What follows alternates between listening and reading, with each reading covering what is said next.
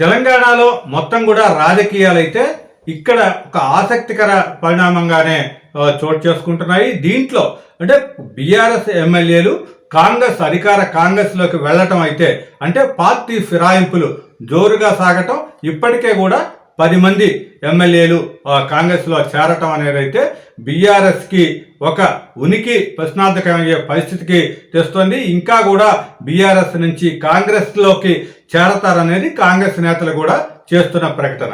ఈ నేపథ్యంలోనే మొత్తం కూడా బీఆర్ఎస్ నేతలు దీని మీద దేశవ్యాప్తంగా ఒక పోరాటానికైతే సిద్ధమయ్యారు.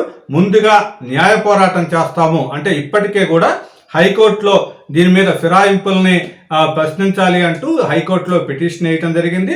ఇక్కడ తెలంగాణ స్పీకర్కి కూడా వాళ్ళ మీద అంటే ఫిరాయింపుల చట్టాన్ని వర్తింపజేయాలి, వాళ్ళని పార్టీ మారిన ఎమ్మెల్యేలని అనర్హులుగా ప్రకటించాలంటూ స్పీకర్కి కూడా ఇప్పటికే వినతి పత్రం సమర్పించారు. అయితే దీని మీద ఇంకా హైకోర్టు చెప్పాల్సి ఉంది, స్పీకర్ నిర్ణయం కూడా ఉంది. కాబట్టి దీంట్లో ఈరోజు మొత్తం కూడా సుప్రీంకోర్టులో దీని మీద న్యాయ పోరాటం చేయటానికి అంటే హైకోర్టు తీర్పు కనుక తమకు అనుకూలంగా రాకపోతే అంటే స్పీకర్ని వాళ్ళని అంటే పార్టీ మారిన ఎమ్మెల్యేలని ఫిరాయించిన ఎమ్మెల్యేలని అనర్హులు చేయాలంటూ హైకోర్టు కానీ రూలింగ్ ఇవ్వకపోతే, స్పీకర్కి ఆదేశాలు ఇవ్వకపోతే దీన్ని సుప్రీంకోర్టులో సవాల్ చేస్తాము అనేదైతే ఇప్పుడు తాజాగా బీఆర్ఎస్ నేతలు తీసుకున్న నిర్ణయం. దాని మీద ఢిల్లీ వెళ్ళిన బీఆర్ఎస్ నేతలైతే రాజ్యాంగ నిపుణులతోనూ న్యాయ కోవిదులతోనూ సమావేశాలయ్యారు. దీని మీద క్షుణ్ణంగా కూడా అంటే ఇంతకుముందు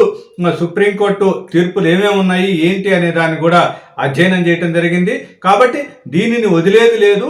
మొత్తం కూడా అంటే ఒక పార్టీ మీద గెలిచి మిగతా పార్టీలోకి అధికార పార్టీలోకి ఏ విధంగా వాళ్ళు జంప్ చేస్తారు అనే దాన్ని అయితే మేము తీవ్రంగా పరిగణిస్తున్నాము. దీని మీద అయితే అవసరమైతే దేశవ్యాప్తంగా కూడా ఒక ఉద్యమానికి సిద్ధమవుతాము అనేదైతే బీఆర్ఎస్ నేతలు చెప్తున్న మాట.